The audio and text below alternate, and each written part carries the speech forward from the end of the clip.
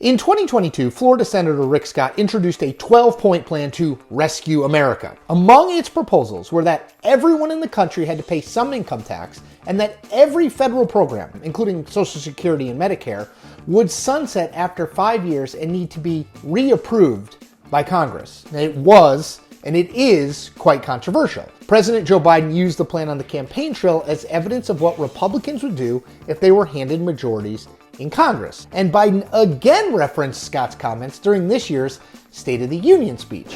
Instead of making the wealthy pay their fair share, some Republicans want Medicare and Social Security to sunset, Biden said. Now, just after Biden's State of the Union speech, Senate Minority Leader Mitch McConnell, the head of the Republicans in the Senate, was asked about Rick Scott and his plan, to which McConnell said this: "This is a bad idea. I think it will be a challenge for him to deal with this in his own re-election in Florida, a state with more elderly people than any other state in America." Ornery. Now, to understand just what a rhetorical bomb that is that McConnell dropped on Scott, you need to have a little background in the way senators, especially senators of the same party, tend to deal with one another.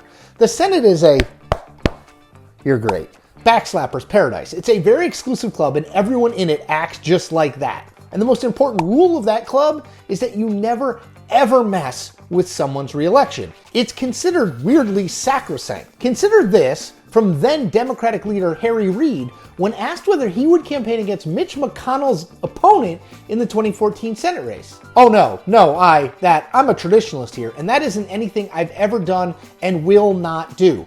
And that was for a senator of the opposite party, bad-mouthing someone within your party and suggesting he will have his challenges in his own upcoming re-election bid? Well, it's just not done. Now, McConnell's hit did not go unnoticed, as you might guess, by the Scott folks. This came from an advisor to Scott. LOL. Rick Scott knows how to win Florida a hell of a lot better than Mitch McConnell does. Some DC Republicans can keep parroting Democrat lies, but that won't stop Rick Scott from fighting for conservative principles instead of caving to Biden every day.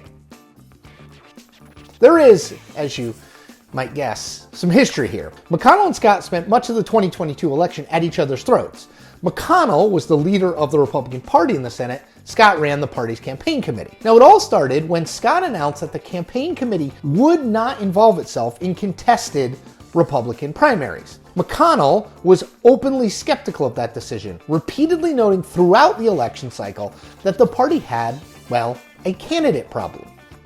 "I think there's probably a greater likelihood the House flips than the Senate," McConnell said in August 2022, adding, "Senate races are just different. They're statewide. Candidate quality has a lot to do with the outcome." Scott shot back this: "If you want to trash talk our candidates to help the Democrats, pipe down. That's not what leaders do." Now, later in the year, after Republicans lost a seat in the Senate and failed to retake the majority, McConnell again echoed his previous comments about candidates. "We ended up having a candidate quality test," McConnell said, adding, "Look at Arizona, look at New Hampshire, and the challenging situation in Georgia as well." But the real break between the two men, between Scott and McConnell, came when Scott, against McConnell's express wishes, released his 12-point Rescue America plan. McConnell immediately shot said plan down.